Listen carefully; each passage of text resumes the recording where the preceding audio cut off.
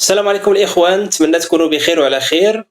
اليوم جيت باش نتفاعل مع لائحة المطالب ديال حركة جيل زاد. الإخوة في جيل زاد نشروا بالأمس لائحة المطالب ديالهم، واحد الوثيقة اللي وجهوها للملك محمد السادس، وجهوها ليه طبعا في مواقع التواصل الاجتماعي. من بعد ما عرفناش واش هاد اللائحة تم رفعها للديوان الملكي ولا مازال. وعلى الرغم من أن الحركة بالأمس واحد البودكاست نشر في يوتيوب قالوا بأن هاد لائحة المطالب هي مجرد لائحة أولية، باقين غيغنيوها بملاحظات إلى غير ذلك، غير أن هاد اللائحة كتعبر على واحد التوجه معين، وهاد التوجه كيبين أو كيعطينا فكرة على الحركة وعلى التوجهات ديالها ومجموعة من الأمور.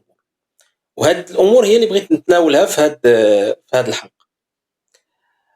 أول حاجة لاحظتها أن المطالب اللي رفعوها الإخوة في جيل زاد هي مطالب ذات طابع سياسي، بمعنى المطالب اللي وجهوا للملك هي ماشي مطالب اجتماعية، هي ماشي مطالب متعلقة بالصحة والتعليم كما كان في البداية. وهذا إلى حد ما أمر طبيعي، لأن أي حركة اجتماعية في البداية، أي حركة احتجاجية تبدأ بمطالب اجتماعية، ولكن بالتدرج كتمشي للاتجاه السياسي، هذه حاجة عادية. ولكن راه يفترض أن المطالب الاجتماعية اللي على قبلها بديتي هذا الحراك ضمنها في المطالب ديالك. مع الأسف أنا ما شفتش في ديك لائحة المطالب مطالب تتعلق بالصحة والتعليم، ما شفتش نموذج إصلاح منظومة الصحة والتعليم ولا حتى القضاء. ما كاينش، كاين عموميات، وهذه من المؤاخذات اللي كتاخذ على هذه المطالب انها مطالب فيها عموميات، بمعنى اي واحد يقدر يطرح هاد لائحة المطالب بهذه الصيغة هذه. يعني ما كانش فيها جديد، يعني كل شيء تقريبا في المغرب مجمع على هاد لائحة المطالب، ولكن الحركة ما قدمتش لنا تصور. وطبعا الحركة راه فيها مختصين وفيها قانونيين وفيها ناس على قدر معين من الوعي، ولكن هذا الشيء ما انعكسش في لائحة المطالب. هذا هو اللي لاحظت أنا شخصيا. ثانيا الصياغة ديال المطالب، الصياغة ديال المطالب الإخوان كان فيها إشكال كبير، كيعبر أحيانا مع قساوة هذا الشيء اللي غنقول، كيعبر مع الأسف على واحد الجهل بالدستور وبالقانون. مع الأسف ملي الحركة كترفع مطلب إلى الملك بإقالة الحكومة ورئيسها كما يتيح له، كما قالوا هما الفصل 47 من الدستور، هذا خطأ فادح. والسؤال كيفاش داز هذا الخطأ على كاع المتواجدين في حراك جيل زاد. وانتبهوا، راه داكشي علاش قلت لكم ديك النهار في واحد من المداخلات ديالي، قلت ودي توقفوا قليلا، تأملوا قليلا في الاحتجاجات، في الحراك، في المطالب، بزاف د الحوايج، تأملوا، خدموا العقل قبل ما تخرجوا شي حاجة. علاش؟ لأن هذا المطلب تحديدا كيبان أنه مطلب، وماشي غير هو صراحة، مجموعة من المطالب الأخرى كيبان أنها مطالب تصاغت في إطار ما يمكن وصفه بسيكولوجية الحشود أو الجماهير أكثر ما تصاغت في إطار عقلاني. وراه انتبهوا، راه داك الشيء علاش في الأحزاب وفي التنظيمات وداك الشيء كاين القواعد، طبعا كاين الأعضاء والمنخرطين وداك الشيء كامل، ولكن ملي كنبداو كندرجوا حنا طالعين كنلقاو ما يسمى بالمجلس الوطني والمكتب السياسي الى غير ذلك. علاش كاين هذا الشيء؟ راه باش كنقلصوا مستوى النقاش، باش كنوصلوا لواحد في الاخر لواحد المكتب السياسي اللي فيه واحد 8 ولا 7 الناس ملي كيبداو كيناقشوا بالعقل، ما كيناقشوش بالعاطفه. كاين شي مطالب انا شفتها في هذيك لائحه المطالب بين انها تصاغت صياغه عاطفيه ما عندها حتى علاقه بالعقلانيه. بحال مثلا هذا المطلب دابا مزيان، انت باغي مثلا الملك يقيل الحكومه ويقيل البرلمان. انت باغي هاد الناس يمشوا، ولكن ينبغي ان تنتبه ايضا لان الدستور 2011 في الماده 47، وانا متاكد كاين قانونيين داخل الحركه اللي عارفين هذه القضيه هذه، غير مع الاسف في خضم ذاك النقاش الجماعي العاطفي راه ما كيبقاش، مع الاسف كتطغى العاطفه وكيطفى العقل. هذه راه كتوقع في كاع الجماعات، وهي وقعت لكم تسقطوا خارجين بخطا فادح. هذا خطا فادح، هذا فادح. راه المطالب تعكس مستوى الوعي. ملي كنحط شي مطلب انا كنعكس به مستوى الوعي ديالي. وانا راه شفت بان معكم محامين ومعكم قانونيين وكاين ناس عندهم وعي. هاد الناس كان يفترض انهم يقولوا لكم ودي لا، راه الملك بموجب الفصل 47 من الدستور لا يمكنه اقاله الحكومه ولا اقاله رئيس الحكومه. هذا من جهه. من جهه اخرى هذا المطلب ايضا ينم على على انه كاين طغيان ديال واحد الخطاب اللي كيصور المغرب على انه دوله مطلقه، ملكيه مطلقه. احيانا كيوصل لدرجه انه يقول ان المغرب دوله ديكتاتوريه. هذا الخطاب سنوات وهو خدام وكيتجاهل ان المغرب في 2011 راه دار دستور. صح هذا الدستور يمكن ما وصلناش فيه للملكيه البرلمانيه، ولكن هذا الدستور راه درنا فيه واحد النظام هجين لا يتيح للملك، ما كيعطيش للملك صلاحيات واسعه كما كنقول. كيقيد صلاحيات الملك وكيعطي بالمقابل صلاحيات للمؤسسات الاخرى. من بين الامور اللي تقيدات في دستور 2011 هذه المساله ديال اقاله رئيس الحكومه ولا اقاله الحكومه. علاش؟ لان هذه المساله بالتحديد دابا تعبر على الخيار الديمقراطي، لان انت اللي انتخبتي هاد الناس، انت اللي انتخبتيهم وانت اللي وصلتيهم للبرلمان. فما يمكنش للملك واحد النهار يجي هكذا ويقيلهم فقط لانه بغى. لا، لان هذا كيتعارض مع مبدا الاراده الشعبيه. وهذا المطلب راه كان مطلب تاريخي، هذا راه مطلب تاريخي واحيانا الناس ما كانوش حتى كيحلموا به. فاليوم ملي كتجي وتقول للملك اقل الحكومه واقل البرلمان، انت اذا هنا كتضرب في هذا المبدا، والمشكل انك بحال باغي تردنا اللور. ماذا لو الان الملك مثلا جا وقال لكم اذا بغيتوني نقيل البرلمان والحكومه، اذا بغيتوني نقيل الحكومه ماشي البرلمان لان الملك بامكانه يحل البرلمان، اذا بغيتوني نقيل الحكومه ورئيسها اجي ونديروا تعديل دستوري. ماذا لو اقترح هذا؟ وماذا لو رجعنا لمرحله ما قبل 2011، بمعنى الملك استرجع مجموعه من الصلاحيات؟ اذا حنا غنرجعوا للور ماشي غنزيدوا لقدام. اذا واش وراه كاين هذا المطلب الان، راه كاين الناس اليوم في المغرب يرفعون مطلب ان الملك يسترجع الصلاحيات ديالو، مجموعه من الصلاحيات اللي كاين هذا المطلب الان في المغرب.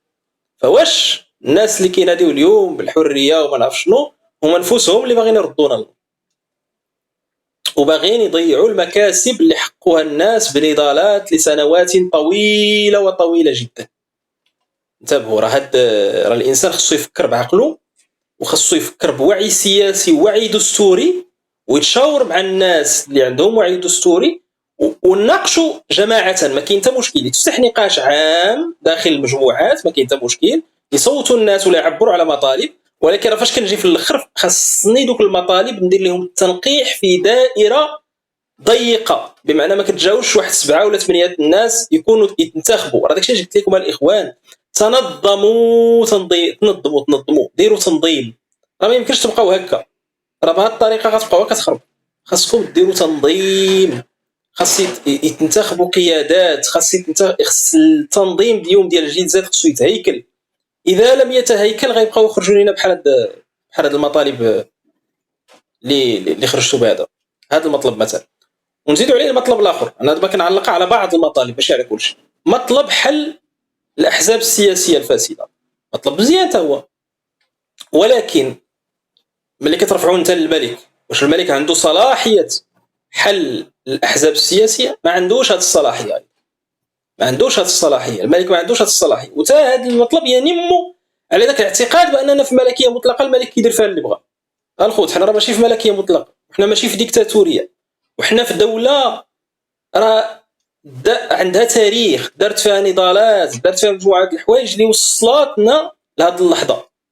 حنا ماشي جايين من العدم.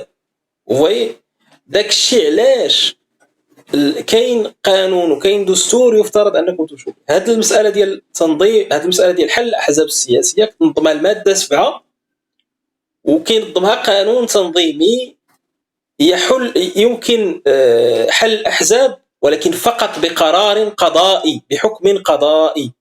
والتخصص هنا للمحكمه الدستوريه، هي اللي يمكن لها تحل الاحزاب. وهنايا ملي كنقولوا تحل الاحزاب راه كاينه شروط وكاينه ضوابط وكاينه خروقات اللي خاص يديرها الحزب السياسي باش يمكن يتحل. انتبهوا، راه كاين مطالب هنا مع الاسف اللي فيها شويه الرجعيه، مع احترامي انا الاخوه في جيل زاد، ولكن راه كاين مطالب هنا اللي فيها شويه الرجعيه، لان باغا تردنا اللور، باغا تردنا الحكم المطلق. وهذا عجيب، لان اللي خارجين اليوم في المطالب يطالبون بالديمقراطيه، يطالبون بالحريه، يطالبون بالكرامه، ومع ذلك باغيين يردونا اللور. وهذا امر عجيب غريب بصراحه. ولكن هادشي اللي كديروا العاطفه مطالب اللي ما كتكونش ستركتوري، تصاغت بطريقه قانونيه ودستوريه في اطار العقل. هذه دابا راه متمنيات اكثر منها مطالب بصراحه. متمنيات بغات تصاغ في اطار مطالب، وهذا هو المشكل. وواحد المطلب حتى هو عجيب شفتو تما، هو المطلب ديال القيام بجلسه علنيه لمحاسبه المسؤولين وداك الشيء كامل برئاسه الملك. دابا هذا المطلب يقدر يبان في ظاهره مزيان، ولكن راه هو، وهنا فين باغي نجي لواحد النقطه اساسيه، هو يعبر على واحد التوجه يساري. دابا هذا المطلب ديال جلسه مساءله، وما بغاوش يسموها محاكمه وداك الشيء، جلسه مساءله وتكون علنيه وتحت انظار الشعب وبحضور برئاسه الملك. هذه دابا واحد الصيغه جديده للمحاكم الثوريه اليساريه، وهذه مشكله. هذه الصراحه مشكله، لان ملي كتقراو لائحه المطالب اللي خرجت في الوثيقه ديال جيل زاد، مع الاسف كتلقى ان عندها توجه يساري. وهذا سؤال اخر، واش حركه جيل زاد اليوم هي حركه يساريه؟ خاص الاخوه في جيل زاد يكونوا واضحين معنا. اذا كانت حركه يساريه مزيان، اذا هي تعبر فقط عن مطالب اليسار. ولكن اذا كانت حركه تعبر عن مختلف شرائح المجتمع، فهي خاصها في الصياغه، في اللغه، في مجموعه الامور تعبر على مختلف شرائح المجتمع. ملي كتجي مثلا في واحد البند وكتقول الحريه المطلقه، ما يمكنش. كاين واحد التيار في المجتمع اليوم ما كيامنش بالحريه المطلقه، كيامن بان الحريه خاصها تكون مقيده وبضوابط اتسيتيرا. واش احترمتي هذا التيار؟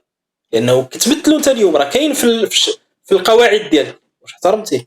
ام انك كتحط راسك في خانه التنظيمات اليساريه؟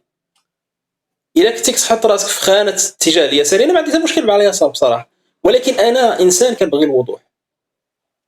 الا كنتي يساري خرج وقول للناس انت يساري. كنتي كتمثل مختلف شرائح المجتمع، فخاص هذا الشيء يبان في الخطاب ديالك، خاصو يبان في اللغه ديال المطالب ديالك، خاص هذا الشيء يبان. فين غنشوفوا في اللغه ديالك، في الخطاب ديالك، في لائحه المطالب ديالك غيبان ليا. ملي كتقول لي جلسه مساءله عامه امام الشعب وداك الشيء، وكنرجع للمطالب الاخرى اللي فيها نكهه اليسار، اتساءل، ومن حقي نتساءل. ما تقولش لي ما حقيش نتساءل، واش انت تيار يسار؟ وهذا واحد القضيه اللي بغيت ننبه لها. راه اذا اتجهت الحركه لانها تمثل فقط اليسار، ستخسر تعاطف واحد الشرائح كبيره من المجتمع، وبالتالي ديك الساعه غيكون سهل ان الحركات تستهدف او تفشل.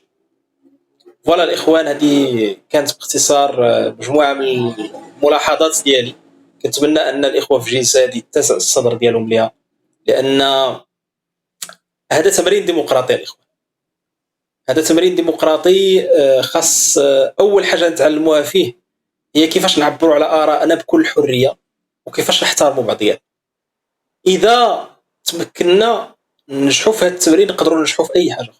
ولكن اذا ما نجحناش في هذا التمرين، اذا كل واحد اليوم غيعبر على ملاحظاته مثلا على حركه جيل زاد وغادي يتم التهجم عليه ولا شي حاجه، ففي هذه الحاله ما غنجحوا في حتى شي حاجه واحده اخرى.